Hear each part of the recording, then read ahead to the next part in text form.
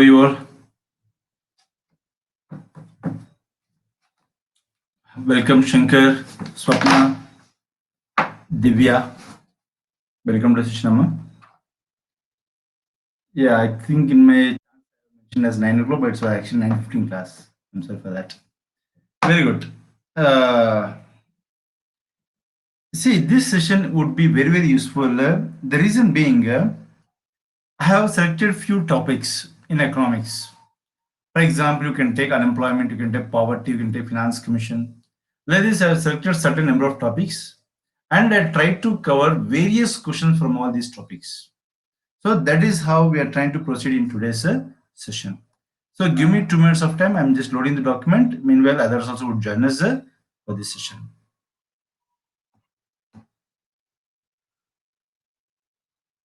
Yes.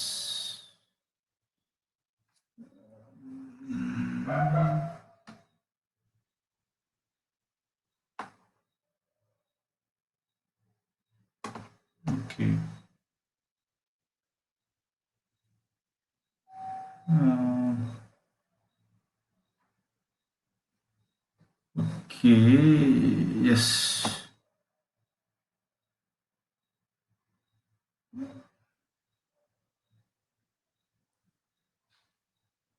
Okay. Yes, welcome. Someone has got with the name Amma and Nana. That's nice. Okay. One more document. Let me join. Let me upload. One more last document that is with respect to ours. Yeah. Yes, we are done. Yes. So welcome to the session, everyone. And today we are going to discuss the concepts of economics, and we'll be using some multiple choice questions for discussing these concepts. Okay. So before I start with this, let me introduce you to the platform of Unacademy.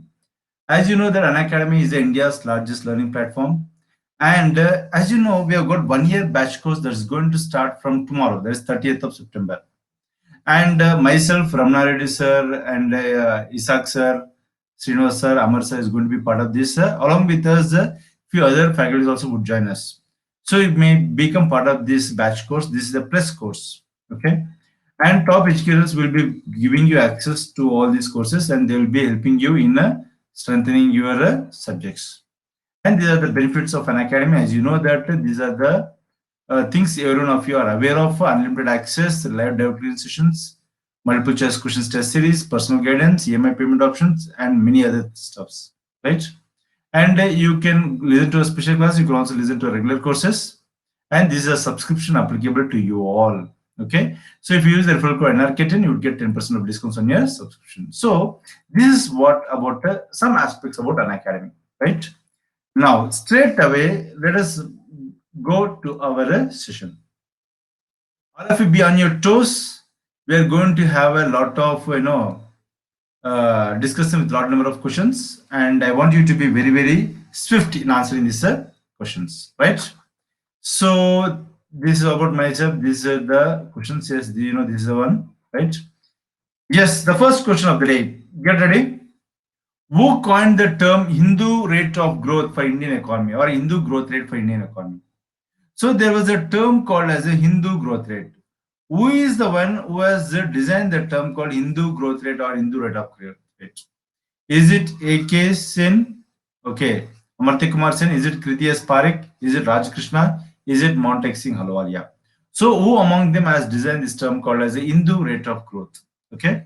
So here I'm going to start the poll. Get ready for this. Very simple question. I'm starting with a very simple question. Start giving answer for this. Very good. Very good. Excellent.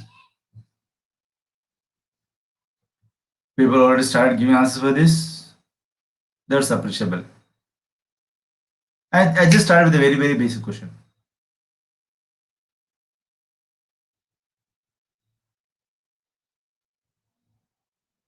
Okay, there are 5 seconds more. And most of you have given the right answer. That's appreciable. Okay. So Swapna, Nagarjuna, Shekhar, Shankar, all of you have given right answer. Okay, let's see the next question of the day. Nothing explanation is required. He is the one who has given that. Okay, now we'll discuss here a lot of things here now. Okay. Which of the following is issued by registered foreign portfolio investors? Foreign portfolio, underline this. Foreign portfolio investors to overseas investors, people who are investing from abroad, like overseas investor who want to be part of Indian stock market without registering themselves directly. See, three things ఉన్నాయండి. ఏంటంటే ఒకటి Indian stock market ఉంది. Indian stock market లో ఎవరో ఒకరు పెట్టుబడి పెడదాం అనుకుంటున్నారు. వాళ్ళని ఏమంటాం మనము? ఓవర్సీస్ ఇన్వెస్టర్స్ అంటాం. ఏమంటాము? ఓవర్సీస్ ఇన్వెస్టర్స్ అంటాం. అయితే వీళ్ళు రిజిస్ట్రేషన్ లేకుండా డైరెక్ట్ గా పెట్టుబడి పెట్టాలంటే వీళ్ళకు వేరే వాళ్ళు ఏదో ఇస్తారు. దాన్ని ఏమంటాం అని చెప్పేస్తున్నారు. వేరే వాళ్ళు అంటే ఎవరు ఇక్కడ? Foreign portfolio investors. These people will give something to this to invest directly in Indian stock market. What is it called as? Okay, so question చాలా కాంప్లికేటెడ్ క్వశ్చన్. నేను మంచిగా ఎక్స్ప్లెయిన్ చేస్తాను. ఫస్ట్ అయితే మీరు ఆన్సర్ ఇవ్వడానికి ట్రై చేయండి. Certificate of డిపాజిటా, commercial పేపరా, ప్రామిసరీ నోటా, పార్టిసిపేటరీ నోటా? Okay, so I'm starting the poll. Be very careful. Very complicated question. Okay, just try answering this. Akhil and many other people, you can start giving answers by this.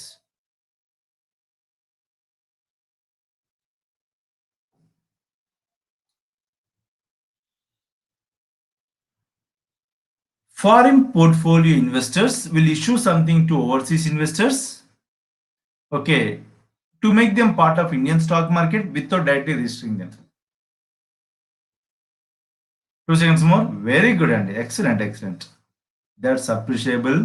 Okay, very good. This is a leaderboard and so now very good. చూడండి ఇక్కడ 5 కనిపించడం లేదు sir. 5 4 options ఉన్నాయమ్మా. Live కనిపించడం లేదా? Okay, is it? Actually today's live session start at 9:15. Actually నేను 9 అని చెప్పాను, but not 9, it's 9:15. I didn't notice the time properly. ఓకేనమ్మా? Okay, fine, no problem. చలో చూడండి, ఇక్కడ బేసికల్ గా ఇక్కడ మంచి కాన్సెప్ట్ ఉంది. మనకు జూమ్ చేయాలా? ఓకే, చాలా చిన్నగా ఉందా? 1 సెకండ్ అండి. First go to full screen. Zoom చేసి ఇలా వస్తుందండి మీకు ఇది.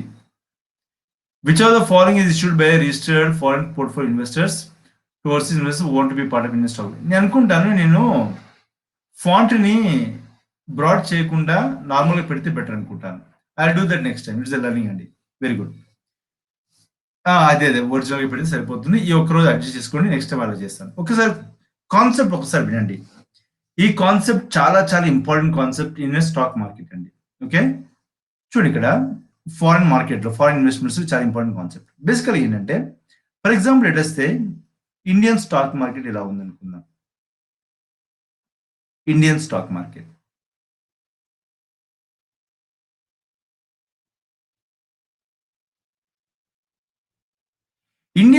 మార్కెట్ లో ఎవరో ఒకరు ఇన్వెస్ట్ చేస్తూ ఉంటారు. గుర్తుపెట్టుకోండి, ఒక ఫారిన్ ఇన్వెస్టర్ ఎవరైతే ఉంటారో ఇండియన్ స్టాక్ మార్కెట్ లో ఇన్వెస్ట్ చేయాలంటే ఆయనకి పర్మిషన్ కావాలి. ఆ పర్మిషన్ ఎవరిస్తారు అంటే సెబీ ఇస్తుందండి. ఎవరిస్తారు పర్మిషన్? సెబీ. ఎందుకు? స్టాక్ మార్కెట్ ని రెగ్యులేట్ చేసేది ఎవరు? సెబీ. రెగ్యులేట్ చేసేది సెబీ కాబట్టి ఎవరైనా ఇండియన్ స్టాక్ మార్కెట్ లో ఇన్వెస్ట్ చేయాలంటే వాళ్ళకి లైసెన్స్ ఎవరు ఇవ్వాలి? సెబీ ఇవ్వాలి. ఓకే, ఉదాహరణకు మనం ఏమనుకుందామంటే, ఇక్కడ ఒక పర్సన్ ఎక్స్ ఉన్నాడు. Is a person called X. ఈ wanted to invest in Indian stock market. ఎక్కడ ఇన్వెస్ట్ చేద్దాం అనుకుంటున్నాడు ఆయన? ఇండియన్ స్టాక్ మార్కెట్ లో ఆయన ఇన్వెస్ట్ చేద్దామని అనుకుంటున్నాడు. కానీ ఈయన దగ్గర ఏం లేదు? లైసెన్స్ లేదు. లైసెన్స్ లేదు. వీడి దగ్గర ఏముంది? లైసెన్స్ ఉంది. ఓకేనా? ఇప్పుడు ఏమవుతుంది అంటే, ఈ ఎక్స్ పర్సన్ ఏం చేస్తాడు? Money will be given to this foreign investor. Money ఇస్తాడు. మనీ ఇచ్చేసి that money will B invested in Indian stock market. అయితే ఎక్స్ పర్సన్ ఎవరైతే ఉన్నారో ఈయనకు డబ్బులు ఇస్తే ఈ ఇన్వెస్టర్ ఏం చేస్తాడు? ఎక్స్ పర్సన్ కి ఒకటి ఇస్తాడు. దాన్ని మనం ఏమంటామంటే పార్టిసిపేటరీ నోట్ అంటాం. ఏమంటాము? Participatory note. నీట్ గా రాస్తాను ఇక్కడ. పార్టిసిపేటరీ పేటరీ నోట్ అంటాం. అంటే ఉదాహరణకి ఏంటంటే మీకు పదంతోనే ఈజీగా అర్థమవుతుందండి. ఎలా అర్థమవుతుందంటే ఒక ఫారిన్ ఇన్వెస్టర్ ఇండియన్ స్టాక్ మార్కెట్లో డబ్బులు ఇన్వెస్ట్ చేస్తుంటే ఆ ఇన్వెస్ట్మెంట్స్ లో ఎవరు పార్టిసిపేట్ చేస్తున్నాడు? ఈ వ్యక్తి పార్టిసిపేట్ చేస్తున్నాడు. ఎందుకు అంటే డైరెక్ట్ గా ఇన్వెస్ట్ చేద్దామంటే వీడి దగ్గర ఏమీ లేదు, లైసెన్స్ లేదు. వీడి దగ్గర లైసెన్స్ లేదు. లైసెన్స్ లేదు కాబట్టి ఈయన దగ్గర ఉన్న డబ్బుని తీసుకెళ్లేసి వీడికి ఇస్తాడు.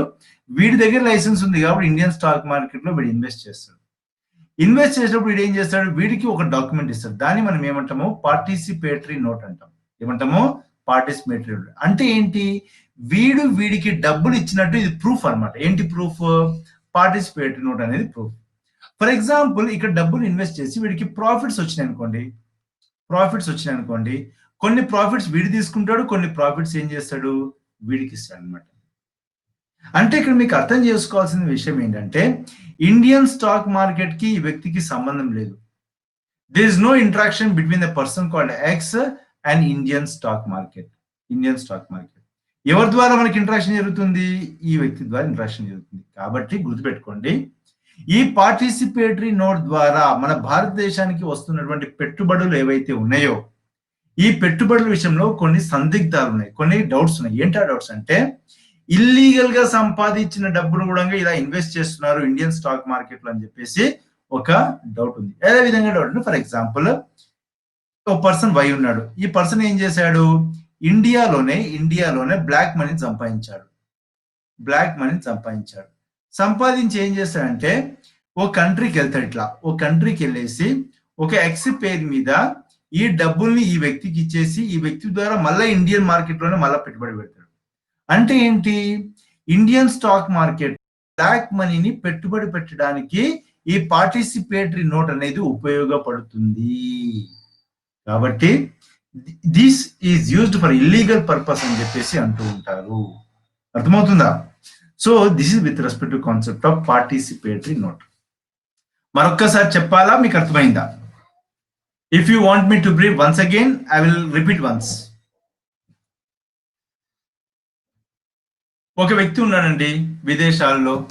ఆ వ్యక్తికి ఏంటంటే ఇండియాలో పెట్టుబడులు పెట్టాలి. వాడి దగ్గర లైసెన్స్ లేదు కాబట్టి ఏం చేస్తాడు? ఇంకో వ్యక్తి దగ్గరికి వెళ్తాడు. ఇంకో వ్యక్తి దగ్గరికి వెళ్ళేసి వాడి దగ్గర లైసెన్స్ ఉంటుంది కాబట్టి నా డబ్బులు వాడికి ఇచ్చేసి ఏం చెప్తాను అంటే నువ్వు పెట్టుబడి పెట్టేసి ఇండియన్ మార్కెట్ లో లాభాలు వస్తే ఇద్దరం పంచుకుందాం అని చెప్పేసి చెప్తాను. అవునా? సో అదే నథింగ్ బట్ నేను డబ్బులు ఇచ్చినప్పుడు నాకు రిటర్న్ ఇచ్చేది ఉంటుంది కదా, దాన్ని పార్టిసిపేటరీ నోట్ అంటాం. Okay, as simple as that. మామూలుగా ఈ క్రైటీరియా మీరు ఇండియాలో కూడా చూస్తుంటారండి. ఉదాహరణకు ఫర్ ఎగ్జాంపుల్ మనకు లిక్కర్ బిజినెస్ చాలా ఫేమస్ బిజినెస్ ఇండియాలో. అవునా? కొంతమందికి ఏంటంటే లిక్కర్ లైసెన్స్ రాదు. లిక్కర్ లైసెన్స్ రాకపోతే ఏం చేస్తారు? ఎవరి దగ్గరైనా లైసెన్స్ ఉంటే ఆ లైసెన్స్ వాడుకొని వీడు ఏం చేస్తాడు? పెట్టుబడి పెట్టుకున్న తర్వాత ఏం చేస్తారు? ఆ బిజినెస్ లో వచ్చిన లాభాలు వాళ్ళు ఏం చేసుకుంటారు? ఇద్దరు షేర్ చేసుకుంటారు. సేమ్ కాన్సెప్ట్ అక్కడ వాడుతున్నారు. ఫర్ ఎగ్జాంపుల్ మీరు మెడికల్ షాప్ పెట్టుకుందాం అనుకుంటున్నారు. మెడికల్ షాప్ మీరు పెట్టుకుందాం అనుకుంటే మీ దగ్గర బి ఫార్మసీ అనే ఒక సర్టిఫికేట్ ఉండాలి. మీ దగ్గర సర్టిఫికేట్ లేదనుకోండి, మీరు ఏం చేస్తారు? సర్టిఫికేట్ ఉన్న ఒక వ్యక్తిని తెచ్చుకొని మీ షాప్ లో పెట్టుకొని మీరు పెట్టుబడులు పెట్టుకోవచ్చు, దాన్ని ఇద్దరు షేర్ చేసుకుంటారు. ఆ సర్టిఫికేట్ ఎలాగనో ఈ లైసెన్స్ ఎలాగనో పార్టిసిపేటరీ నోట్ కూడా అలాంటిది అనమాట. As simple as that. ఓకేనా అండి? Okay, is it clear for everyone? Yes, excellent. Next question చాలా జాగ్రత్త చేయండి. ఓకే, ఐ నో అది మీ అందరూ డిన్నర్ చేసి వచ్చారు అనుకుంటున్నాను. Okay, in a free market economy, free market అంటే మీనింగ్ ఏంటి? ఎవరు ఏదైనా ప్రొడ్యూస్ చేయొచ్చు, ఎవరు ఏదైనా అమ్మొచ్చు అనమాట. When consumers increase their purchase of goods అంటే ఏంటి? డిమాండ్ అంటే కన్స్యూమర్స్ యొక్క పర్చేస్ పెరిగింది. పెరిగినప్పుడు dash exceeds dash when the prices tend to rise, which will become more than which అని అడుగుతున్నాం. Demand will exceed supply will exceed demand, prices will exceed demand, profits will exceed supply. That will result in the increase in the prices. Okay, starting the poll. Answer చేయండి, ఆలోచించి answer చేయండి. ఫటాఫట్ answer పెట్టకండి, కొద్దిగా think చేసి answer పెట్టండి. Otherwise will land up in wrong option. ఆలోచించండి. కొనేవాళ్ళు బాగా పెరిగారు. కొనేవాళ్ళు పెరిగితే ఫస్ట్ ఒకటి పెరుగుతుంది, ఇంకో దానికంటే ఇది ఎక్కువ పెరుగుతుంది. పెరగడం వల్ల ఏమవుతుంది? ధరలు పెరుగుతాయి. So what exceeds what? Very good. Very good. చాలా మంది జాగ్రత్తగా ఆలోచించి ఆన్సర్స్ పెడుతున్నారు. That's appreciable thing. That's appreciable seriously. ఎందుకంటే మీకు జనరల్ అవేర్నెస్ లో కావాల్సింది అదే అండి. ఓకే. యా నాకు that problem was raised to me. I have a smaller font, అంటే ఫాంట్ చేంజ్ చేస్తాను నాకు నేను. అందుకే క్వశ్చన్ చదువుతున్నాను. నేను బ్రాడ్ చేయకుండా పెడితే it will be visible actually. ఓకేనా? I will do that next time. So demand will increase supply. So ఒక్కసారి నేను క్వశ్చన్ చదువుతాను మీ యొక్క దీనికోసం. చూడండి ఇక్కడ ఏం చెప్తున్నాను అంటే, ఫ్రీ మార్కెట్ ఎకానమీలో కన్స్యూమర్స్ కొనడం అనేది పెంచితే, when they increase the purchase of goods, the level of demand exceeds supply. Demand exceeds supply. Demand అనేది సప్లై కంటే పెరిగింది అనుకోండి, ప్రైజెస్ ఏమరుగుతాయి? పెరుగుతాయి. ప్రైజెస్ ఏమైతాయి? పెరుగుతాయి. As simple as that. Very good. ఇది నేషనల్ ఇన్కమ్ కి సంబంధించినటువంటి ఒక క్వశ్చన్ అండి. చాలా జాగ్రత్తగా చూడండి. Which of the following are correct with respect to national income? National income సంబంధించి కింది వాటిలో ఏ ఫార్ములా అనేది కరెక్ట్ అని అడుగుతున్నాను. Which of the formula is right with respect to national income? NNP is equal to GDP plus or minus NFIA minus depreciation. NNP is equal to NDP plus or minus NFIA. NNP is equal to GNP minus depreciation. So what is the right answer? Probably ఇది కనిపిస్తుంది అనుకుంటున్నాను అందరికి. Right? Sumathi answer ఇవ్వమ్మా. Which of the following are correct with respect to national income? 1, 2, 3.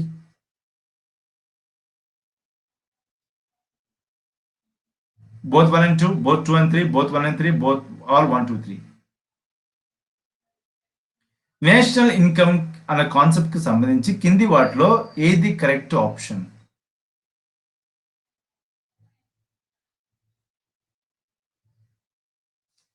Excellent అండి, excellent. Okay, very good, very good. చూడండి ఇక్కడ బేసికల్ గా వెరీ సింపుల్ అండి. ఏమంటున్నాము? ఎన్ఎన్పి అంటున్నాం, net national product. Net national product అనేది గుర్తుపెట్టుకు ఎప్పుడైనా సరే గ్రాస్ లో నుండి, గ్రాస్ నేషనల్ ప్రోడక్ట్ లో నుండి డిప్రిసియేషన్ తీసేస్తే మనకి ఏమొస్తుంది? Net national product. ఎందుకంటే దానికి దీనికి చేంజ్ ఒకటే అండి. ఇక్కడేమో నెట్, ఇక్కడేమో గ్రాస్. గ్రాస్ లో నుండి డిప్రిసియేషన్ తీసేస్తే మనకి ఏమొస్తుంది? నెట్ నేషనల్ ఇన్కమ్ వస్తుంది. సో ఇది మీకు తెలుసు. ఇప్పుడు మనం చూద్దాం. సో ఈ ఆప్షన్ ఎక్కడ మనకు? థర్డ్ ఆప్షన్ రైటే. సెకండ్ వచ్చేసరికి గ్రాస్ నేషనల్ ప్రోడక్ట్ అంటే ఏంటి? Gross domestic product plus or minus net factor income from abroad minus depreciation as it is rather. అంటే ఇది ఏంటిది? Option number 1. ఆప్షన్ నెంబర్ 1 అంతే కదా. స్థూల జాతీయ ఉత్పత్తి అంటున్నాం. అంటే ఒక జాతికి సంబంధించినటువంటి ఉత్పత్తి, ఒక కంట్రీకి సంబంధించినటువంటి ఉత్పత్తి.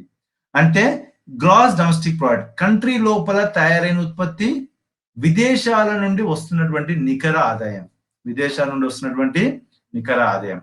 ఈ రెండును కలిపితే మనకి ఏమొస్తుంది? దేశానికి సంబంధించిన స్థూల జాతీయ ఆదాయం మనకు వస్తుంది. కాబట్టి దీని నుండి మనకి ఇది వచ్చేసింది. So option 1 is right. ఇప్పుడు జిఎన్పి మైనస్ డిప్రిసియేషన్ అంటే ఏమన్నాను నేను? ఎన్ఎన్పి అన్నాను. జిఎన్పి మైనస్ డిప్రిసియేషన్ అంటే ఏమన్నాను? ఎన్ఎన్పి అన్నాను. మరి జిడిపి మైనస్ డిప్రిసియేషన్ అంటే ఏమన్నాను నేను? ఈ రెండు కలిపితే ఎన్డిపి అనాలి.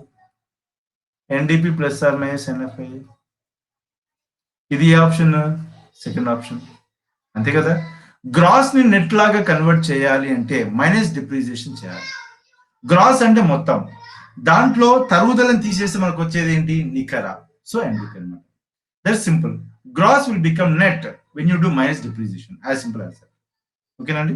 సో ఈ విధంగా మీరు చూసినట్టయితే ఈ మూడు స్టేట్మెంట్స్ మనకు కరెక్టే. సో ఆన్సర్ వచ్చేసి ఏంటి? All 1, 2 and 3 are the answers. Clear అండి? ఎస్, వెరీ గుడ్ అండి, వెరీ గుడ్.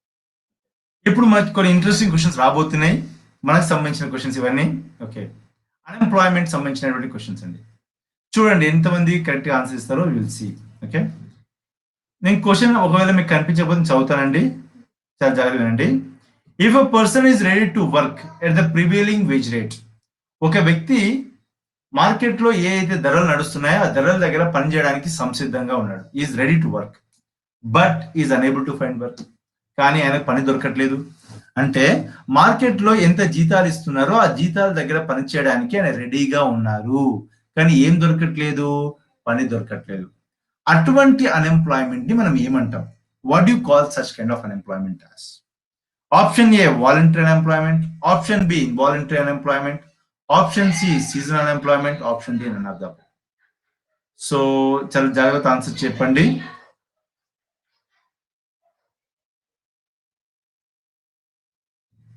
సుమతి గారు, మీరు బాలలత మ్యామ్ ఫోటో పెట్టుకున్నట్టు కనిపిస్తుందమ్మా కదా?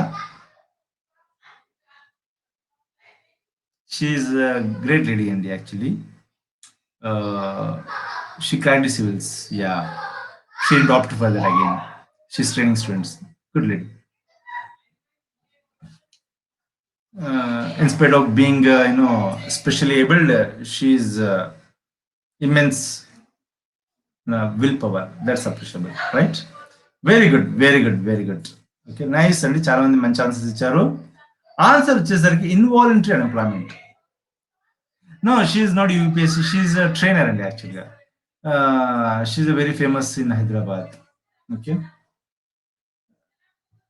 Involuntary unemployment. Involuntary unemployment. Okay. Involuntary unemployment meaning అంటే నేను రెడీగా ఉన్నాను కానీ ఎక్కబెట్టి పని ఇవ్వట్లేదు. నేను కావాలని నేను పని లేకుండా ఉండట్లేదు. నేను పని చేయడానికి సంసిద్ధంగా ఉన్నాను కానీ నాకు పని ఇవ్వట్లేదు. అంటే పని లేదన్నమాట. అది ఇన్వాలంటరీ. Very simple. వాలంటరీ అంటే మీనింగ్ ఏంటండి? వాలంటరీ అంటే మీరు పని చేయడానికి రెడీగా, మీకు పని ఉంది, వాళ్ళు ఇవ్వడానికి రెడీగా ఉన్నారు. ఇంత జీతం ఇస్తాం, పని ఇస్తాం, రండి అంటే నేను పని చేయనని చెప్పేసి మీరు చెప్తున్నారు. అంటే పని చేయడానికి నీకు కావాల్సిన సౌకర్యాలు ఉన్నాయి, నీకు మంచి శాలరీ ఇస్తున్నారు, నీకు స్కిల్స్ ఉన్నాయి, కానీ నీకు పని చేయడానికి ఇంట్రెస్ట్ లేదు. దాన్ని మనం ఏమంటాము? వాలంటరీ అంటాం. దీని గురించి ఇంకా మనం మాట్లాడతాం. సీజనల్ అంటే మీనింగ్ ఏంటి? Okay okay, fine fine fine. అయితే సీజనల్ అన్ఎంప్లాయ్మెంట్ అంటే మీనింగ్ ఏంటి?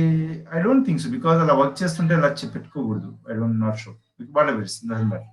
సీజనల్ అంటే మీనింగ్ ఏంటి? రెయినీ సీజన్ లో పని దొరుకుతుంది, సమ్మర్ సీజన్ లో పని దొరకదు. ఒక సీజన్ లో పని ఉంటుందండి, ఇంకో సీజన్ లో పని ఉండదు. ఓకే, ఉదాహరణకు agriculture. Very good. Okay, agriculture very good. So ఒక సీజన్ లో వర్క్ ఉంటుంది, ఇంకో సీజన్ లో వర్క్ ఉండదు. దాన్ని మనం ఏమంటాము? సీజన్ అన్ఎంప్లాయ్మెంట్ అంటాం. కానీ ఇక్కడ అలా కాదు. ఇక్కడ ఏంటంటే నువ్వు పని చేయడానికి సంసిద్ధంగా ఉన్నావు కానీ నీకు పని దొరకట్లేదు. So it's involuntary unemployment. ఏమంటుందని? Involuntary unemployment. వెరీ గుడ్ అండి. ఇది చెప్పండి చూద్దాం. లెట్ మీ సౌమ్య ఫ్యూల్ give the right answer for this. Very nice question ఇది యాక్చువల్గా. What type of unemployment is found in the developed countries? అంటే బాగా అభివృద్ధి చెందిన దేశాల్లో మనకు కనిపించే నిరుద్యోగితను మనం ఏమని పిలుస్తుంటాము? What you call them as? Okay, so options తీసుకోండి.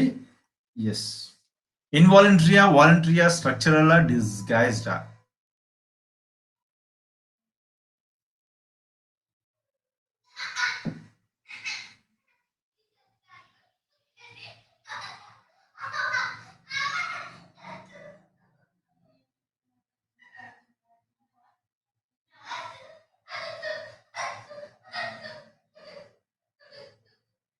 The time is almost up. చాలా మంది కన్ఫ్యూజ్ అయినట్టు కనిపిస్తుంది. ఎస్, చూడండి ఇక్కడ బేసికల్ గా మీకు మంచి ఉదాహరణ ఇస్తానండి. ఆల్రెడీ కొంతమందికి ఐడియా ఉంటుంది. ఆన్సర్ వచ్చేసరికి వాలంటరీ అన్ఎంప్లాయ్మెంట్. ఏంటి వాలంటరీ అన్ఎంప్లాయ్మెంట్? డెవలప్డ్ కంట్రీస్ లోనే ఎందుకు ఉంటుందని మీకు డౌట్ వస్తుంది. చూడండి ఇక్కడ బేసికల్ గా వాలంటరీ అన్ఎంప్లాయ్మెంట్ అనేది కొన్ని పర్సనల్ రీజన్స్ చేత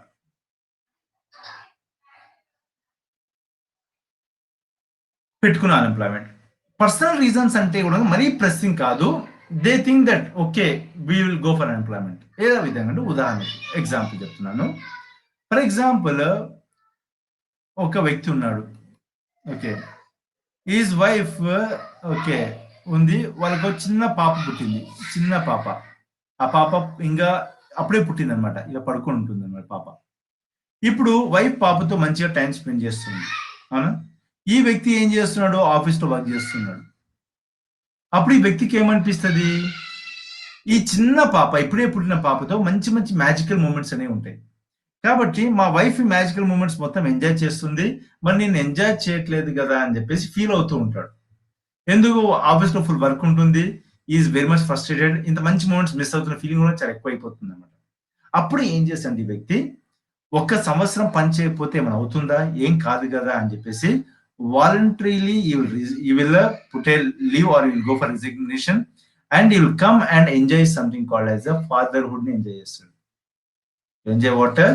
ఫాదర్హుడ్.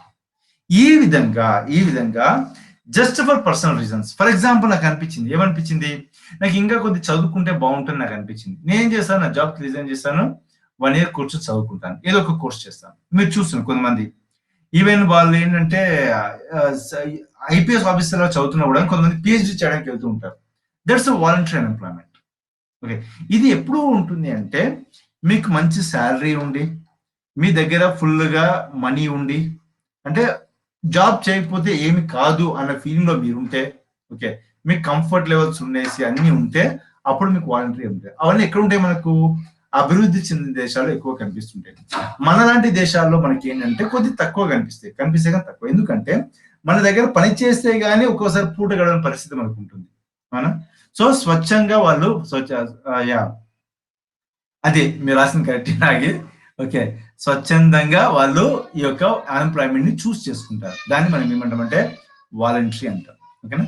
స్ట్రక్చరల్ అంటే మీనింగ్ ఏంటంటే ఇక్కడ వ్యవస్థలో మార్పులు జరగడం వల్ల, ఫర్ ఎగ్జాంపుల్ కొత్త టెక్నాలజీ వచ్చింది, కొత్త టెక్నాలజీ రావడం వల్ల కొంతమందికి వర్క్ పోయింది, దాన్ని మనం ఏమంటాము? స్ట్రక్చరల్ అన్ఎంప్లాయ్మెంట్ అంటాం. అంటే ఉదాహరణకు మీరు బయట చూస్తూ ఉంటారు, మనం ఫర్ ఎగ్జాంపుల్ రోడ్డుని క్లీన్ చేయాలనుకోండి, మన దగ్గర ఏముంటున్నాయి ఇప్పుడు? స్వీపింగ్ చేయాలండి, ఒక మెషిన్ వచ్చేసి మొత్తం రోడ్డు క్లీన్ చేసుకుని వెళ్ళిపోతుంది. రోడ్డుని ఫర్ ఎగ్జాంపుల్ లెవెల్ చేయాలనుకోండి, జేసీబీ వస్తే మొత్తం లెవెల్ చేసుకుని వెళ్ళిపోతుంది. ఇవన్నీ రావడం వల్ల కొంతమందికి జాబ్స్ పోయినాయా పోయలేదా? స్వీపింగ్ చేసేవాడు స్వీపింగ్ చేయడు కదా, ఆ మెషిన్ వచ్చి స్వీపింగ్ చేస్తుంటే. అవునా? చూసారు ఎప్పుడైనా మీరు? రోడ్డు మీద పెద్దది ఇట్లా కొట్టేసి మొత్తం తీసుకెళ్ళిపోతుంది. ఓకే, అదే విధంగా జేసీబీస్ వల్ల చాలా మందికి పని లేకుండా పోయింది. ఇవన్నీ ఏంటి అంటే సొసైటీలో మార్పులు రావడం వల్ల కొంతమంది నిరుద్యోగితలో పడతారు అనమాట. దాన్ని మనం ఏమంటాము? స్ట్రక్చరల్ అన్ఎంప్లాయ్మెంట్ అంటాం. వాట్? Structural employment. డిస్గైజ్డ్ అని ఎప్పుడు అంటాము అంటే ఆ వ్యక్తి పని చేస్తున్నట్టు కనిపిస్తాడు కానీ నిజంగా ఆ వ్యక్తికి అన్ఎంప్లాయిడ్. ఏ విధంగా అంటే ఆల్రెడీ ఒకసారి చెప్పినట్టున్నాను, ఒక పొలంలో ముగ్గురు పనిచేస్తూ ఉంటే ముగ్గురు అవసరం లేదు ఆ పొలంలో పనిచేయడానికి, ఒకరు ఉంటే సరిపోతుంది. అంటే మిగతా ఇద్దరు ఉన్నా లేకపోయినా పెద్ద తేడా లేదు. అటువంటి వాటిని మనం ఏమంటామంటే డిస్గైజ్డ్ అన్ఎంప్లాయ్మెంట్ అంటాం. ఏమంటాం దాన్ని మనము? డిస్గైజ్డ్ అన్ఎంప్లాయ్మెంట్ అని చెప్పి పిలుస్తుంటాం. So all these are nothing but different types of unemployment that you see in the society. Yes, agriculture లో మనకి కనిపిస్తుంది నాగార్జున. Well said. ఓకేనండి, ఆల్ క్లియర్ అందరికి? ప్రతి ఒక్కరికి క్లియరా? క్లియర్ అయితే పెట్టండి, then I understand that it's clear అని చెప్పేసి. Okay, welcome mister Rakesh. Yes, మరి అన్ఎంప్లాయ్మెంట్ అంటున్నాం కదా, మరి అన్ఎంప్లాయ్మెంట్ ని మనం ఎలా క్యాల్కులేట్ చేస్తాము? What is the formula used for unemployment calculation? Okay, మీకు ఇక్కడ 4 ఫార్ములాస్ ఇచ్చాను, దాంట్లో కరెక్ట్ ఫార్ములా ఏంటో నాకు చెప్పండి. ఒకటి ఏంటంటే unemployed by labour into 100, labour by population into 100, unemployed by labour into 1000, labour by population into 1000. Okay, so వీటిలో which is the right strategy for calculating this unemployment rate?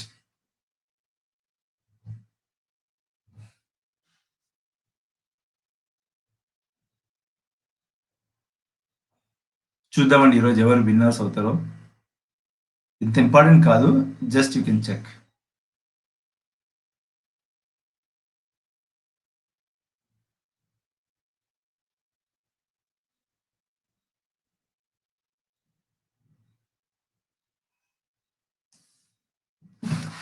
Yes, the time is up. Here's the leaderboard అండి. Yes, Swapna Mahesh is reading very nice. చూడండి, answer వచ్చేసరికి ఇదండి. బేసికల్గా ఏంటంటే labour force ఎందుకు ఉండాలి, population ఎందుకు ఉండకూడదు అంటే గుర్తుపెట్టుకోండి, పాపులేషన్ మొత్తాన్ని మనం కన్సిడర్ చేస్తే ఆ పాపులేషన్ లో చిన్న పిల్లలు ఉంటారు, స్మాల్ కిడ్స్ ఉంటారు, అవునా? పాపులేషన్ ఓల్డ్ పీపుల్ ఉంటారు. వాళ్ళతో మీరు కంపేర్ చేస్తే ఇట్స్ ఆఫ్ నో యూస్. మీరు ఎవరితో కంపేర్ చేయాలి అంటే 15 to 59 ఇయర్స్ మధ్య నుండి హెల్దీ ఉండాలి. ఎలా? ఏ విధంగా? Physically and mentally. మళ్ళీ they should be willing to do work. వాళ్ళు పనిచేయడానికి సంసిద్ధంగా ఉండాలి. ఇటువంటి వాళ్ళతో మీరు కంపేర్ చేస్తే అప్పుడు మీకు నిజమైన అన్ఎంప్లాయ్మెంట్ రేట్ అనేది మీకు వస్తుంది. అలా కాకుండా అందరితో కంపేర్ చేసి don't get the right one. Okay, అందుకనే ఈ విధంగా ఈ సాటిస్ఫై చేసే వాళ్ళందరూ మనం ఏమంటామంటే లేబర్ ఫోర్స్ అంటాం. అంటే 15 to 59 years of age, mentally and physically fit ఉండాలి, willing to do work, willing to do work. So ఈ మూడు సాటిస్ఫై అయ్యే వాళ్ళ మనం లేబర్ ఫోర్స్ అంటాం. అంటే these are the people who are eligible to do work, వాళ్ళ మనం ఏమంటాము లేబర్ ఫోర్స్ అంటాం. ఓకేనా? సో దాంతో మనం డివైడ్ చేసి ఇంటూ 100 చేస్తే మనకు అన్ఎంప్లాయ్మెంట్ రేట్ వస్తుంది. Very very very very important formula. Okay, yes, taxes అండి. అన్ఎంప్లాయ్మెంట్ అయిపోయింది, ఇప్పుడు coming to taxes. Which of the following is indirect tax? కింది వాటిలో డైరెక్ట్ ట్యాక్స్ కానిది ఏది? ఇండైరెక్ట్ ట్యాక్స్ ఏంటి అని అడుగుతున్నాను. Very simple question.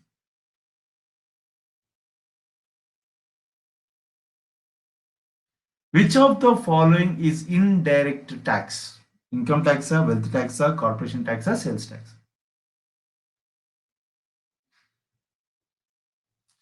I got answers as some one or two have you given B also, wealth tax ఇచ్చారు. కొందరేమో corporation tax అని ఇచ్చారు. అది కార్పొరేట్ ట్యాక్స్ అని, కార్పొరేషన్ ట్యాక్స్ ఒకటే అండి. Majority of given sales tax అని ఇచ్చడం జరిగింది. ఓకే ఫైన్, చూద్దాం. ఓకే, ఇప్పుడు మీరు తెలిసిపోయింది right answer is sales tax. ఒక్కసారి చూడండి, ఎప్పుడైనా సరే ఈ క్వశ్చన్ అడిగారు అనుకోండి, ఒకటే ఒక్క లాజిక్ మీరు అప్లై చేయాలండి. ఒకటే ఒక లాజిక్, ఆ లాజిక్ మీరు అప్లై చేస్తే ఎటువంటి క్వశ్చన్ అడిగినా మీరు సింపుల్ గా ఆన్సర్ ఇస్తారు. ఓకే, ఒకటి ఏంటంటే పేయర్ ఎవరు, కట్టేది ఎవరు, దాని బర్డెన్ తీసుకునేది ఎవరు, అంటే కట్టేది ఎవరు, దాని యొక్క బరువును మోసేది ఎవరు. ఒకవేళ ఇద్దరు ఒకటే అయ్యారనుకోండి, అప్పుడు ఏమవుతుంది? అది డైరెక్ట్ ట్యాక్స్ అవుతుంది. అలా కాకుండా ఇద్దరు సపరేట్ అయ్యారనుకోండి, అప్పుడు ఏమవుతుంది? అది ఇండైరెక్ట్ ట్యాక్స్ అవుతుంది. ఇండైరెక్ట్ ట్యాక్స్ అవుతుంది. ఒక్కసారి లాజిక్ ని మీరు అప్లై చేశారనుకోండి, మీకు ఈజీ ఆన్సర్ వచ్చేసింది. For example income tax. For example నేను ఇన్కమ్ ట్యాక్స్ కడుతున్నానండి, ఇన్కమ్ ట్యాక్స్ కడుతున్నాను అనుకోండి. ఈ ఇన్కమ్ ట్యాక్స్ కడుతుంటే నా పేరు మీద ఇన్కమ్ ట్యాక్స్ కట్టబడుతుంది. అంటే నా యొక్క పాన్ కార్డ్తో income tax కట్టేస్తాను.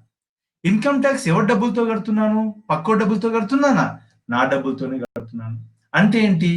I am the payer, I am the burden taker, రెండు ఒకటి. కాబట్టి direct tax. Wealth tax. Wealth tax అంటే ఏంటి?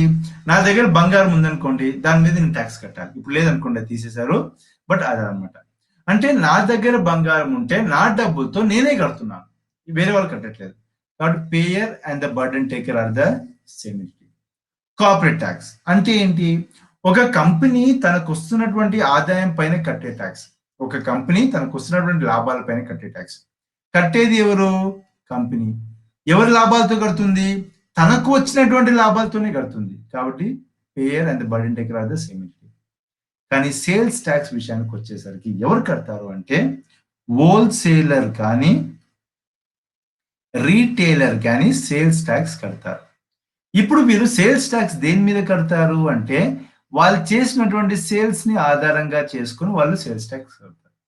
అయితే సేల్స్ ట్యాక్స్ మీద వాళ్ళు ఎంతైతే సేల్స్ ట్యాక్స్ కడుతున్నారు, సేల్స్ మీద ఎంతైతే ట్యాక్స్ కడుతున్నారో ఆ ట్యాక్స్ అమౌంట్ కలుపుకొని ఆ మొత్తం బరువు ఎవరి మీద వేస్తారు? వాళ్ళు కన్జ్యూమర్ మీద వేస్తారు. అంటే మీనింగ్ ఏంటి?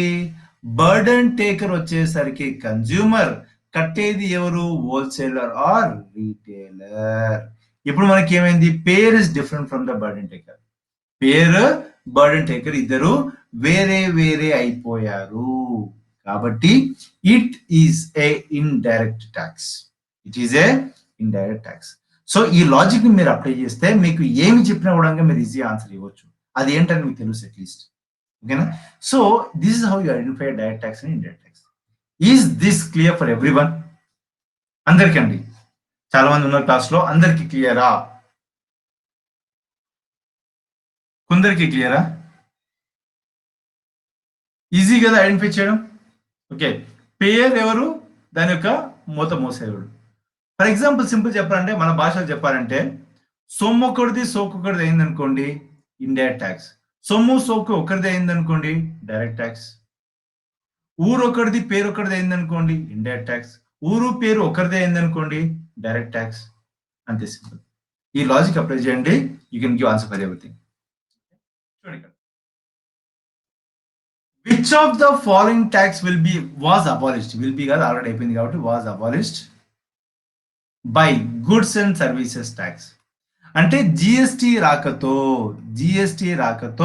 ఒక ట్యాక్స్ లేకుండా పోయింది. జిఎస్టి రాకతో ఒక ట్యాక్స్ లేకుండా పోయింది. ఏ ట్యాక్స్ లేకుండా పోయింది? ప్రాపర్టీ ట్యాక్సా, కార్పొరేట్ ట్యాక్సా, వ్యాటా, all the above? So this is my question.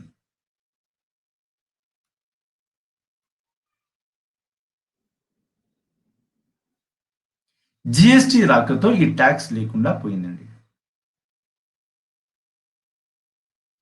GST పైన మీకు ఐడియా ఉంది కదండి, చాలా చాలా important GST.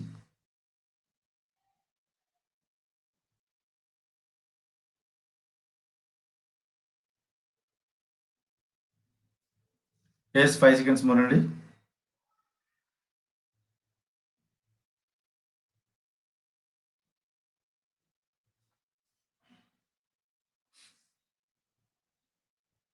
Yes here the leader board. Very good, very good, very good. Okay, nice అండి. ఓకే, సో ఇక్కడ మీరు చూసినట్లయితే ఎస్ వ్యాట్ అనేది లేదండి. ఇప్పుడు జిఎస్టి వచ్చిన తర్వాత వ్యాట్ లేదు. Property tax direct tax, corporate tax direct tax, VAT was a indirect tax. అయితే జిఎస్టిని ఎలా తీసుకొచ్చాము మనము? ఈ ఇండైరెక్ట్ ట్యాక్స్ మొత్తాన్ని మనము కలిపేసి ఏం చేసాము? జిఎస్టి అనే పేరుతో తీసుకొచ్చాము. ఓకే, కాబట్టి ఇది లేదు, మనకు ఇది లేదు. So value added tax, VAT అంటే ఏంటి? Value added tax. Value added tax అంటే ఏంటి? ఫర్ ఎగ్జాంపుల్ నేను ఏం చేశాను అంటే, ఒక చోట నేను ఏం చేశాను? టైర్స్ తీసుకొచ్చాను, ఇంకో చోట నేను ఇంజిన్ తీసుకొచ్చాను, వీటన్ని కలిపేశాను, ఒక వెహికల్ తయారు చేశాను. ఆ వెహికల్ తయారు చేసి నేను అమ్మేశాను. అంటే నేను ఏం చేశాను? ముడి సరుకులు తెచ్చేసి దానికి కొద్ది వాల్యూ అడిషన్ చేసి ఒక వెహికల్ తయారు చేసి అమ్మాను. అప్పుడు నేను ఏం చేస్తాను? వ్యాట్ వసూలు చేస్తాను. ఇప్పుడు ఇది లేదనమాట. ఇప్పుడు ఇది లేదు. ఇది దేనిలో భాగం అయిపోయింది మనకు? జిఎస్టిలో భాగంగా అది కలిసిపోయింది. కాబట్టి అది ఇప్పుడు లేదు. ఆ విషయం గుర్తుపెట్టుకోండి. ఓకేనా? Is it clear? Okay, so this one tax is not existing right now. Very good. Next one అండి. Next one, if Tata company imports a product from abroad. చాలా జాగ్రత్త చూడండి. టాటా కంపెనీ వేరే దేశాల నుండి ఒక ప్రోడక్ట్ ని తెచ్చుకుంటుందంట. Then which tax will be levied on it? దాని మీద ఎటువంటి ట్యాక్స్ మనం లెవీ చేస్తాం? అంటే ఇంపోర్ట్స్ పైన మనం విధించే ట్యాక్స్ ఏంటనేది సింపుల్ గా నేను అడుగుతున్నటువంటి క్వశ్చన్. వ్యాటా, customs duty, income tax, corporate tax? Very simple, చాలా మంది ఇస్తారు ఆన్సర్ దీనికి. ఎస్, ఎక్స్పోర్ట్స్ ఇంపోర్ట్స్ పైన మనం విధించే ట్యాక్స్ మనం ఏమంటాం? ఎక్స్పోర్ట్స్ ఇంపోర్ట్స్ పైన మనం విధించే ట్యాక్స్ మనం ఏమి అని పిలుస్తుంటాము?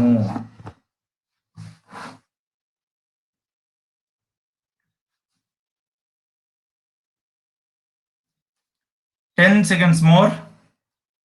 Wow, awesome అండి, awesome. 100% has given the right answer అండి. ఎక్సలెంట్. సో ఆల్రెడీ మనం మిగతా ఆప్షన్ డిస్కస్ చేసాం. It's very easy. వ్యాట్ కాదు తెలుసు మీకు, ఇన్కమ్ ట్యాక్స్ కానీ తెలుసు. The right answer is customs duty. Excellent. Imports పైన కానీ ఎక్స్పోర్ట్స్ పైన మనం విధించే tax customs duty. This is still not part of GST. It is out of GST. గుర్తుపెట్టుకోండి, it is never part of a GST. Gold పైన మనకు customs duty ఉంటుంది. మీరు వేరే కాస్ట్లీ కార్స్ వేరే నుండి తెచ్చుకుంటే కదా మీకు కస్టమ్స్ డ్యూటీ ఉంటుంది. ఉదాహరణకు మీకు చెప్తాను, మీకు హార్లీ డేవిడ్సన్ అనే బైక్ తెలుసు కదా. ఇది యుఎస్ నుండి మన వాళ్ళు ఇంపోర్ట్ చేసుకుంటూ ఉంటారు, హార్లీ డేవిడ్సన్ బైక్ ని. అయితే ఈ హార్లీ డేవిడ్సన్ బైక్ ఏదైతుందో, ఈ బైక్ ని మీరు దిగుమతి చేసుకుంటే మీరు కస్టమ్స్ డ్యూటీ కట్టాలి. ఎందుకు కట్టాలంటే 50% కట్టాలండి. అంటే హార్లీ డేవిడ్సన్ బైక్ యొక్క original cost for example 6 lakhs అనుకుందాము, మీకు ఇంకో 3 lakhs ట్యాక్స్ కట్టాలి, మొత్తం మీకు 9 lakhs అవుతుంది. ఇది 12 lakhs అనుకుంటే ఇంకొక 6 lakhs కట్టాలి, మీకు 18 lakhs అవుతుంది హార్లీ డేవిడ్సన్ బైక్. ఓకే, ఈ విధంగా మనకు కస్టమ్స్ డ్యూటీ అనేది చాలా ఎక్కువగా ఉంటుంది. ఏ వస్తువులు అయితే మన దేశానికి రాకూడదని మనం కోరుకుంటామో ఆ వస్తువులపైన ఎక్కువ కస్టమ్స్ డ్యూటీ ఉంటుంది. ఏ వస్తువులు అయితే మన దేశానికి ఈజీగా రావాలని కోరుకుంటామో ఆ వస్తువులపైన మనం కస్టమ్స్ డ్యూటీ తగ్గిస్తూ ఉంటాం. సో ఈ విధంగా ఉంటుంది. యాక్చువల్లీ ఇంతకు ముందు హార్లీ డేవిడ్సన్ పైన 100% ఉండేయండి. అదే డొనాల్డ్ ట్రంప్ బాగా సీరియస్ అయిపోయాడు ఇండియా మీద. ఏమని? మా హార్లీ డేవిడ్సన్ పైన మీరు 100% ట్యాక్స్ వేస్తారా, ఇదేమో న్యాయమా అని చెప్పేసి అంటే, అప్పుడు మన నరేంద్ర మోడీ గారు ఏం చేశారంటే దీని మీద కస్టమ్స్ డ్యూటీని 50% కి తగ్గించడం జరిగింది. సో ఇది ఒక nice example Harley Davidson. Yes, ఇప్పుడు వచ్చిందండి అల్టిమేట్ క్వశ్చన్ అండి. జాగ్రత్తగా చూసి ఆన్సర్ ఇవ్వండి. What is called as tax haven? మనకు వింటూ ఉంటాం అప్పుడప్పుడు ఏమని అంటే ట్యాక్స్ హెవెన్ కంట్రీస్ అని చెప్పేసి అన్న పేర్లు వింటూ ఉంటాం. ఈ ట్యాక్స్ హెవెన్ అన్న పదానికి మీనింగ్ ఏంటి అని అడుగుతున్నాను. First question, first option, a country which gives tax exemptions to the foreign citizens that there will be no tax on investing money in their country. అంటే వాళ్ళ దేశంలో పెట్టుబడులు పెడితే వాటిపైన ఎటువంటి ట్యాక్సెస్ ఉండవు, వచ్చిన ప్రాఫిట్స్ పైన ఎటువంటి ట్యాక్సెస్ ఉండవు. Second, subsidy given by government in taxes. Taxes పైన గవర్నమెంట్ ఇస్తే దాన్ని ట్యాక్స్ అని అంటామా, సబ్సిడీ ఇస్తే. Tax evasion in the domestic country. మీరు ఉన్నటువంటి దేశాలు మీరు ట్యాక్స్ కట్టకపోతే, ట్యాక్స్ ఎగ్గొడితే దాన్ని ట్యాక్స్ అని అంటామా. To impose equal taxes on domestic producers and foreign producers. అంటే విదేశాల వ్యాపారస్తుల మీద స్వదేశీ వ్యాపారస్తుల మీద ఈక్వల్ గా ట్యాక్స్ ఇంపోజ్ చేస్తే దాన్ని మనం ట్యాక్స్ అని అంటాం. సో నైస్ క్వశ్చన్ అండి. This is just see. ఉదాహరణకు మనకు మారిషస్ అనేది ఒక ట్యాక్స్ హెవెన్ కంట్రీ లాగా ఉండేది. మారిషస్ ఇలా కొన్ని ఐలాండ్స్ ఉన్నాయి అన్నమాట మనకు.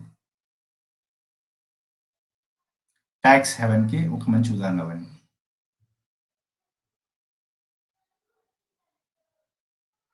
వెరీ గుడ్, అప్రిషియేటెడ్ అండి.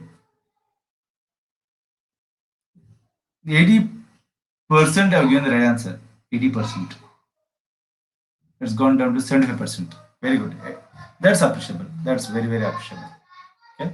సో ట్యాక్స్ హెవెన్ అంటే పన్నుల స్వర్గధామం అంటాం. తెలుగులో ఏమంటామండి మనము? పన్నుల స్వర్గధామం. ఉదాహరణకు మీరు మారిషస్ లో కంపెనీ రిజిస్ట్రేషన్ చేసుకున్నారనుకోండి, మీరు రిజిస్ట్రేషన్ మారిషస్ లో చేసుకోండి, దాన్ని అన్ని చోట్ల దాన్ని నడపండి. మీరు ఫైనల్ గా ఓవరాల్ గా కంపెనీకి వచ్చిన ప్రాఫిట్స్ మారిషస్ లో వచ్చినట్టు చూపిస్తే మారిషస్ లో మీకు ట్యాక్స్ ఉండదు. అంటే మీకు ట్యాక్స్ అనేది బాగా మిగులుతుంది. అందుకే మీరు చూడండి ట్యాక్స్ హెవెన్ కంట్రీస్ లో ఎక్కువ మంది వాళ్ళ యొక్క కంపెనీస్ ని రిజిస్టర్ చేస్తూ ఉంటారు. Okay, that's very important. GST and CGST difference ఏంటి sir? Very good Chandu. GST అంటే గుడ్స్ అండ్ సర్వీసెస్ ట్యాక్స్. జిఎస్టీలో మనకు 4 రకాలు ఉన్నాయి చందు. ఏంటంటే సిజిఎస్టీ ఒకటి, ఎస్జిఎస్టీ ఒకటి, ఐజిఎస్టీ ఒకటి, అదేవిధంగా యూటీ జిఎస్టీ ఒకటి. సో మనకు చందు గారు క్వశ్చన్ అడిగారండి, గుర్తుపెట్టుకోండి. కొందరు అడిగినటువంటి క్వశ్చన్స్ మీకు కనిపించవండి. ఓకే, మీరు ఓన్స్ ప్లస్ సబ్స్క్రైబర్స్ మాత్రమే కనిపిస్తే వేరే వాళ్ళకి కనిపించవు. సో జిఎస్టీలో మనకు 4 రకాలు: CGST, SGST, IGST, UTGST. Question అడిగారండి, మన శ్రోతలు క్వశ్చన్ అడిగారు, అందుకే ఆన్సర్ చెప్తున్నాను. సార్కి ఏమంటే సడన్ గా జిఎస్టీకి వెళ్ళిపోయాడని కొంతమంది అనుకుంటారు, అలా వెళ్ళలేదు. జిఎస్టీ అండ్ సిజిఎస్టీ డిఫరెన్స్ ఏంటి సార్ అని చెప్పేసి అడిగారు ఇక్కడ. ఓకేనా? సో సిజిఎస్టీ ఏంటంటే ఇక్కడ కలెక్ట్ చేసిన ట్యాక్స్ మొత్తం సెంట్రల్ గవర్నమెంట్ కి వెళ్ళిపోతుందండి. ఎస్జిఎస్టీ వల్ల కలెక్ట్ చేసిన ట్యాక్స్ మొత్తం స్టేట్ గవర్నమెంట్ కి వెళ్ళిపోతుంది. ఐజిఎస్టీ ఏంటంటే ఒక రాష్ట్రంలో వస్తువుని తయారు చేసి ఇంకో రాష్ట్రంలో ఆ వస్తువుని అమ్మారనుకోండి, ఆ వస్తువులపైన ఐజిఎస్టీ విధిస్తారు. విధించిన తర్వాత వచ్చిన ఇన్కమ్ ఏదైతుందో ఆ ఇన్కమ్ ని 2 రాష్ట్రాల మధ్యలో పంచుతారు అనమాట. దాన్ని మనం ఇంటిగ్రేటెడ్ జిఎస్టీ అంటాం. ఏమంటాము? ఇంటిగ్రేటెడ్ జిఎస్టీ అంటాం. యూటీ జిఎస్టీ అంటే ఏంటంటే యూనియన్ టెరిటరీ జిఎస్టీ. అంటే అసెంబ్లీలు లేనటువంటి యూనియన్ టెరిటరీస్ ఏవైతే ఉన్నాయో వాటికి మాత్రం ఇది అప్లికేబుల్. ఉదాహరణకు డామన్ అండ్ డయ్యూ, దాదరా నగర్ హవేలీ, అదేవిధంగా లక్షద్వీప్, అదేవిధంగా మనకు ఉన్నటువంటి అండమాన్ నికోబార్ ఐలాండ్స్. ఓకే, ఈ విధంగా మనకి ఎక్కడైతే లడాక్, ఎక్కడైతే మనకు యూనియన్ టెరిటరీస్ లేవో అక్కడ మాత్రం మనకి UT GST applicable. Sorry, assemblies లేని జిఎస్టీ, యూనియన్ టెరిటరీస్. ఎక్కడైతే అసెంబ్లీస్ ఉన్నాయో ఢిల్లీ కానీ, పుడుచ్చేరి కానీ, జమ్మూ అండ్ కాశ్మీర్ కానీ, వాటిలో మనకు ఎస్జిఎస్టీ అప్లికేబుల్ అవుతుంది. ఈ విషయం గుర్తుపెట్టుకోండి. Very good question mister Chandu. నీ వల్ల ఒక మంచి కాన్సెప్ట్ చాలా మందికి తెలియడం అయింది. Appreciable. Okay, welcome mister Shafia. ఒక ఐటమ్ తీసుకుంటే బిల్ మీద సిజిఎస్టీ బిల్ వేస్తారు. సిజిఎస్టీ కనిపిస్తుంది మీకు, ఎస్జిఎస్టీ కూడా కనిపిస్తుంది. చూడండి, కొన్నిటిపైన ఓన్లీ సిజిఎస్టీ కూడా ఉంటుంది. ఎస్, సెంట్రల్ జిఎస్టీ అంటాం. సిజిఎస్టీ ఉంటే ఏమంటే మనము సెంట్రల్ జిఎస్టీ. అమ్మ అర్చన, వెల్కమ్ తల్లి. ఎస్, ఈ క్వశ్చన్ కనిపించకపోతే నేను చదువుతానండి, చాలా జాగ్రత్తగా చూడండి. Okay, which of the following are correct? మీ క్వశ్చన్ కనిపించకపోతే నేను ఒకసారి జూమ్ చేయడానికి ట్రై చేస్తాను. Which of the following is right? ఓకేనా? ఇన్ ప్రీ ఇండిపెండెంట్ ఇండియా, అంటే ఇండియాకు ఇండిపెండెన్స్ రాకముందు, Dadabhai Naoroji was the first to discuss the concept of poverty line. అంటే పావర్టీ లైన్ గురించి మొట్టమొదటిసారిగా ప్రస్తావించింది ఎవరు? దాదాబాయి నవరోజీ. ఇది ఫస్ట్ ఆప్షన్ అండి. సెకండ్ వచ్చేసరికి use the menu for a prisoner use the appropriate prevailing prices to arrive at what is called jail cost of living. అంటే jail cost of living అన్న మెథడాలజీ ద్వారా జైల్లో ఉన్నటువంటి ఒక ప్రిజనర్ కి ఎంత ఖర్చు అవుతుంది అన్న దాన్ని వాడుకున్నాడని చెప్పేసి అన్నారు. ఈ రెండు స్టేట్మెంట్స్ మనం చేయడం జరిగింది. ఓకే, సో ఏంటి, దాదాబాయి నవరోజీ మొట్టమొదటిసారిగా పావర్టీ పైన ఒక ఎస్టిమేషన్ చేశారు. రెండోది వచ్చేసరికి జైల్ కాస్ట్ ఆఫ్ లివింగ్ మెథడాలజీని వాడారు అని చెప్పేసి చెప్పారు. ఇప్పుడు చెప్పండి, 1 is right, 2 is right, both 1 and 2 are right, or none of the above is right? Here the poll begins.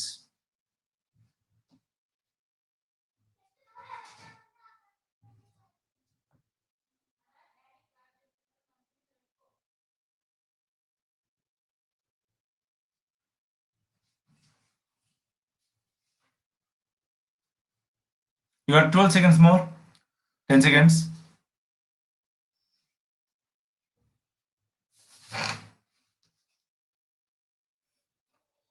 The time is almost up. Yes. Okay, very good. Swapna, very good. Namani, Nagi, very nice, very nice. చూడండి, very good. Both 1 and 2 are right answer. Actually ఏమైందంటే, మీకు ఈ వ్యక్తి పేరు మీరు విని ఉంటారు, Dadabhai Naoroji. Dadabhai Naoroji is called as the grand old man of India. Grand old man of India అని చెప్పేసి మనం పిలుస్తుంటాం ఎవరిని? దాదాబాయి నవరోజీని. అయితే ఈయన పావర్టీ పైన మొట్టమొదటిసారిగా ఈయన కొద్దిగా వర్క్ చేశారు. పావర్టీ లైన్ ఈయన డిఫైన్ చేశారు. అయితే డిఫైన్ చేసినప్పుడు ఏం చేశారంటే, ఒక వ్యక్తి బతకడానికి సగటున ఎంత కావాలి అని చెప్పేసి ఆయన డౌట్ వచ్చింది. సింపుల్ గా ఏం చేశాడు, ఎక్కడ మనకు కరెక్ట్ గా దొరుకుతుంది. ఎందుకంటే ఫర్ ఎగ్జాంపుల్, నేను మీ ఇంటికి వచ్చాను అనుకోండి, మీరు ఒక రకంగా ఖర్చు చేస్తారు. మా ఇంటికి వచ్చారనుకోండి, నేను ఇంకో రకంగా ఖర్చు చేస్తాను. మరి ఏది కరెక్ట్ అని చెప్తాము అంటే, అప్పుడు నాకు ఐడియా వచ్చింది ఏంటంటే, let me go to jail. జైల్లో ఒక ప్రిజనర్ తీసుకుందాం. ఎందుకు అంటే, జైల్లో ఉన్నటువంటి ప్రిజనర్ ఎవరైతే ఉంటారో ఆ ప్రిజనర్ కి పెట్టే ఫుడ్ ఏదైతే ఉందో ఆ ఫుడ్ అనేది ఎగ్జాక్ట్ గా రిక్వైర్మెంట్ ప్రకారం ఉంటుంది. అంటే ఎక్కువ ఉండదు, తక్కువ ఉండదు. అంటే ప్రిజనర్ ఫుడ్ తింటే వాడు ఈరోజు బాగా తిన్నట్టు ఫీలింగ్ అనిపించదు, తినట్టు అనిపించదు, అలా ఉంటుంది అనమాట. కాబట్టి ఆయన ఏమనిపించింది, that is the right way to take అని చెప్పేసి జైల్ కాస్ట్ ఆఫ్ లివింగ్ ని వాడుకొని ఆయన డిజైన్ చేయడం జరిగింది. కాబట్టి option 1 is right, option 2 is right. ఆ టైంలో ఆయన చెప్పింది ఏంటంటే 16 నుండి 30 రూపాయలు ఉంటే సంవత్సరానికి సరిపోతాయి అని చెప్పేసి చెప్పారు. ఎవరు? దాదాబాయి నవరోజీ గారు ఆ టైంలో చెప్పారు ఈ విషయం. ఓకేనా? So very very important personality Dadabhai Naoroji. Poverty అన్న టాపిక్ గురించి మనం మాట్లాడినప్పుడు ఈ విషయాలన్నీ మనం మాట్లాడుకుంటాం. ఓకేనండి? క్లియర్ అండి అందరికి? Yes. How many people are available online? I think 739, right? Very good. Yes, we are moving to the next one. Who establishes the Finance Commission in India? Finance Commission ni evaru set up chestaru? Who will establish the Finance Commission in the country? Okay. మనకు answer simple గా ఉన్నాయి, ఒక్కసారి జాగ్రత్తగా answer చూసి చెప్పండి. Finance commission ని ఎవరు ఏర్పాటు చేస్తారు, ఎవరు అపాయింట్ చేస్తారు?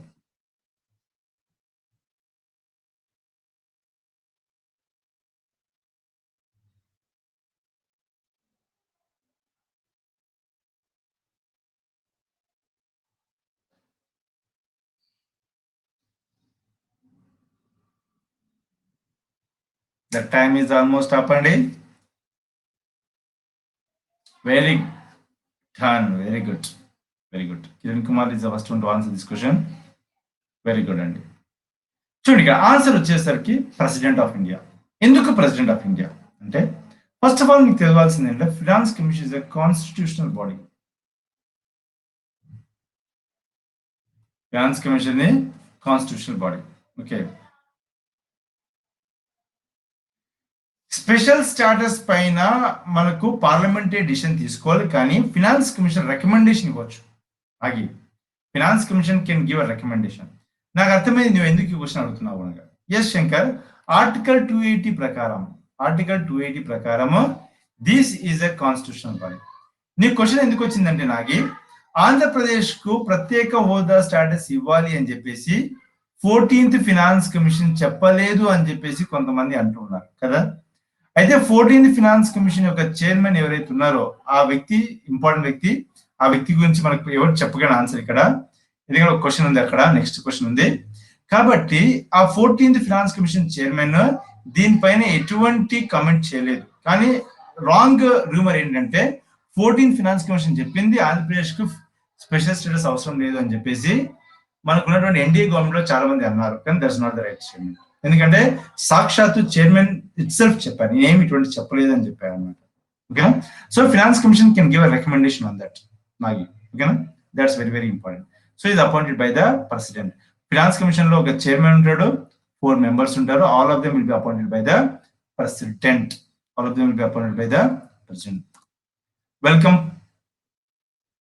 పలాసనా ఓకే, పలాస ఊరు గుర్తొచ్చింది మీరు పలాస అని పెడితే. Okay, very good. Yes, here comes the question అండి. Very nice question. Which of the following statements is not correct? అంటే రాంగ్ స్టేట్మెంట్ ఏంటి అని అడుగుతున్నాను. Which of the statement is wrong అని చెప్పేసి అంటున్నాను. అయితే before I get into that question, for the people join new, very small thing అండి, just something about Unacademy which is India's largest learning platform. గుర్తుపెట్టుకోండి, NRK10 అనేది నా referral code. If someone is willing to join or going for subscription, if you use this referral code, you get 10% discount అండి. And we are starting from tomorrow onwards, 30th September. రేపటి నుంచి మనకు 1 year batch course మనం start చేసుకోబోతున్నాం for group 1 and group 2 exams దృష్టిలో పెట్టుకొని, for APPSC and TSPSC. So ఇక్కడ నేను ఉన్నాను, నాతో పాటు చాలా ఫ్యాకల్టీస్ ఉన్నారు. So everyone will be part of this batch course అండి. ఓకేనా? అండ్ ఈ బ్యాచ్ కోర్స్ లో మీరు జాయిన్ అయితే టాప్ ఎడ్యుకేటర్స్ తో మీకు సెషన్స్ అనేవి ఉంటాయి. ఫస్ట్ మీకు ఫౌండేషన్ ఉంటుంది, తర్వాత you can go for regular sessions. దాంతో పాటు మీకు ఏంటంటే ఇవన్నీ బెనిఫిట్స్ అనేవి మీకు ఉంటాయి. As a part of plus subscription ఈ బెనిఫిట్స్ అన్ని మీకు ఉంటాయి అన్నమాట. సో ప్లస్ సబ్స్క్రిప్షన్ మీరు తీసుకోవాలి అనుకున్నప్పుడు మీరు 6 months తీసుకోవచ్చు, 12 months తీసుకోవచ్చు, 24 months తీసుకోవచ్చు. ఏది తీసుకున్నా ఇది వాడుకుంటే మీకు 10% డిస్కౌంట్ అనేది మీకు రావడం జరుగుతుంది. Okay, so this is how it works. So this is how the payment process happens. Is that clear అండి? ఓకేనా? So this is with respect to Unacademy. Now let's go back to our very very important question.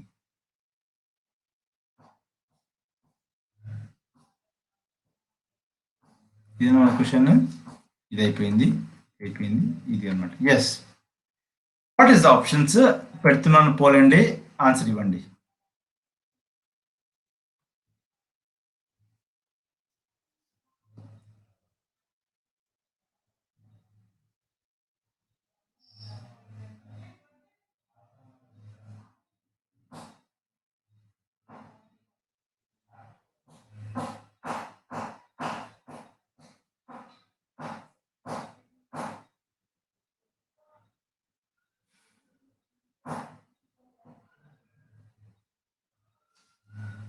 Very good, very good.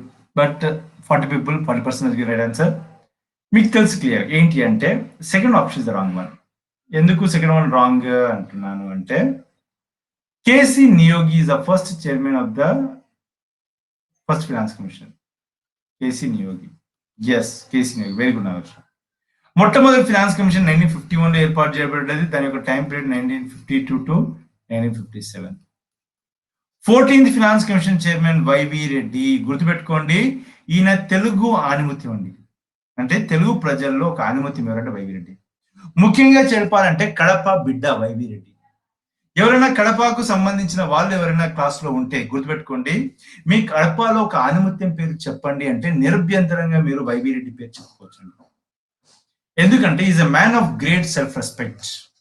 YV Reddy is a man of very strong attitude. YV Reddy is an author, he is an economist, he is an IAS officer also, what not. Okay, why Venugopal Reddy? Why Venugopal Reddy? Very very very very important personality. Okay, and he has got a great sense of humor. చూడడానికి చాలా చిన్నగా ఉంటాడు, చాలా చిన్న height లో ఉంటాడు, but very very strong. మీకు ఒక చిన్న ఉదాహరణ ఇస్తానండి. when he was the RBI governor, YV Reddy Reserve Bank of India governor గా ఉన్నప్పుడు, ఓకే, చిదంబరం గారు ఫోన్ చేశారు. చిదంబరం గారు ఫోన్ చేసి ఏమన్నారంటే, Reddy please reduce the interest rates అన్నాడు. Please reduce the interest rates అని చెప్పేసి చాలా ప్రెషర్ పెట్టాడు. ఈయన అన్నిటికీ no no no no no no అని చెప్తూ వచ్చాడు. ఆల్మోస్ట్ ఒక 10 టైమ్స్ నో చెప్పేసి లాస్ట్ ఏం చేశాడు, ఎస్ అని చెప్పేసి ఫోన్ పెట్టేశాడు. పక్కనే ఉన్న ఆయన శిష్యుడు, ఎవరు ఆ శిష్యుడు అంటే ఇంకో తెలుగు ఆనిముత్యం, దువ్వూరి సుబ్బారావు. పేరు వినే ఉంటారు మీరు, దువ్వూరి సుబ్బారావు. ఈయన అడిగారు, సార్ మీరు అన్నిటికీ నో చెప్పారు, మరి ఎందుకు సార్ లాస్ట్ లో ఎస్ అని చెప్పారు మీరు అని చెప్పేసి అడిగారు. అంటే ఏమనుకున్నారు, ఆయన బాగా ప్రెషర్ పెడితే ఈయన ప్రెషర్ కి లోనైపోయి ఎస్ అని చెప్పారని చెప్పేసి అనుకున్నారు. అప్పుడు వైవిరెడ్డి గారు అన్నారు, ఆయన చెప్పినవన్నింటికి నాకు ఎందుకు నచ్చలేదు, నేను నో అని చెప్పాను. ఆయనకు నా మీద డౌట్ వచ్చేసి అడిగారు. ఏమని అడిగారు, వైవిరెడ్డి నేను చెప్పేది వింటున్నావా అంటే ఎస్ అని చెప్పేసి ఫోన్ పెట్టేసి చెప్పారు. అంటే చూడండి, ఒక finance minister who is responsible for the appointment of the Reserve Bank of India governor, సాక్షాత్తు ఆయననే ఈయన పైన ప్రెషర్ పెడితే ప్రెషర్ కింద తలగట్లేదు. Because he says that I'm RBI governor, I will do what I'm supposed to do. You are a finance minister, you do what you are supposed to do. Don't interfere in my matter. As simple as that. Okay. Man of very, very strong attitude. అంటే ఒత్తిడి చేస్తే ఒత్తిడికి లొంగని వాడే strong అని చెప్తున్నాను. అర్థమవుతుందా? అది ఇంకో సందర్భం వచ్చినప్పుడు నేను YS వైవిరెడ్డి man of great self respect అప్పుడు మీకు చెప్తాను. ఇప్పుడు ఇది చాలు, ఓకేనా? సో ఆన్సర్ వచ్చేసరికి ఇక్కడ ఏంటంటే B is the wrong answer. This is correct, this is correct. So అదనమాట, ఓకేనా? Very good. నెక్స్ట్ వన్ అండి, which factor got the highest priority in tax distribution to the states? ఇది కూడా మన ఫైనాన్స్ కమిషన్ ఒక క్వశ్చన్ అండి. అంటే finance commission ఏం చెప్తుంది అంటే కేంద్ర ప్రభుత్వం రాష్ట్ర ప్రభుత్వాలకు డబ్బులు ఇవ్వాలి అని చెప్పేసి చెప్తుంది. అయితే దానికి ఒక కండిషన్ ఉంటుంది, ఒక ప్రాతిపదిక ఉంటుంది, ఒక విధానం ఉంటుంది అనమాట. దేన్ని ఆధారంగా చేసుకుని ఇవ్వాలనేది ఉంటుంది. అయితే ఇక్కడ ఏమడుగుతున్నారంటే ఏ ఫ్యాక్టర్ ని ఆధారంగా చేసుకుని ఎక్కువ డబ్బులు ఇవ్వబడతాయి, based on which factor more money will be given అని చెప్పేసి అడుగుతున్నారు. స్టేట్స్ పాపులేషనా, ఇన్కమ్ ఇన్ఈక్వాలిటీయా, ఏరియా ఆఫ్ ద స్టేటా, ఫారెస్ట్ ఏరియా ఇన్ ద స్టేటా. సో దేన్ని ఆధారంగా చేసుకుని ఎక్కువ డబ్బులు కేటాయించబడతాయి? ఎస్.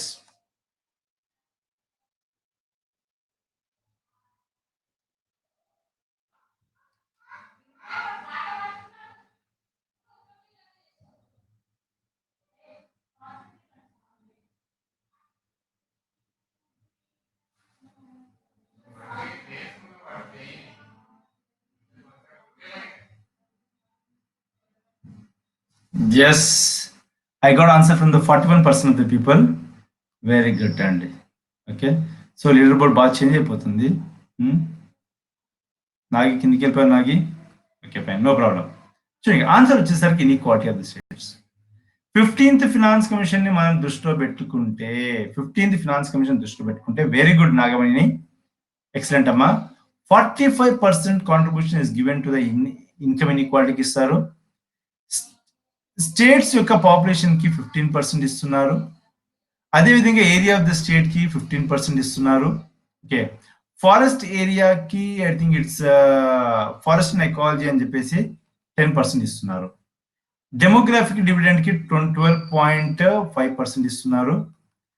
ట్యాక్స్ ఎఫిషియన్సీకి 2.5% ఇస్తున్నారు. So 15 + 15 30,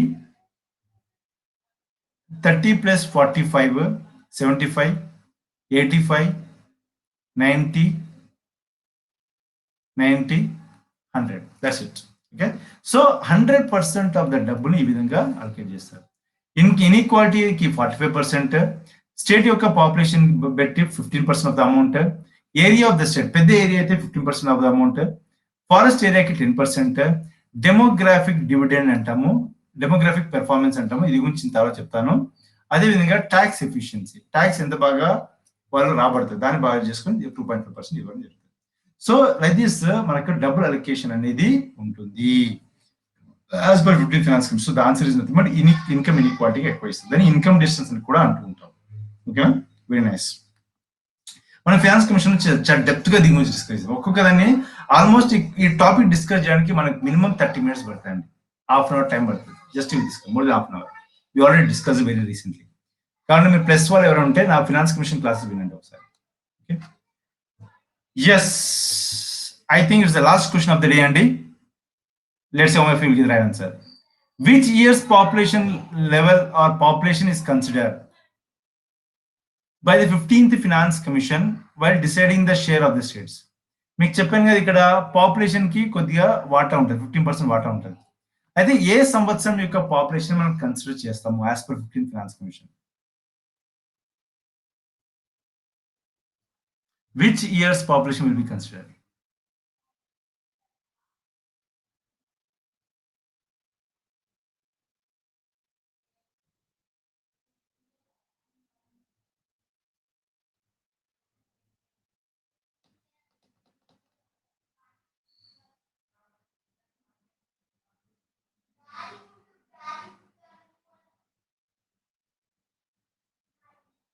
The time is up.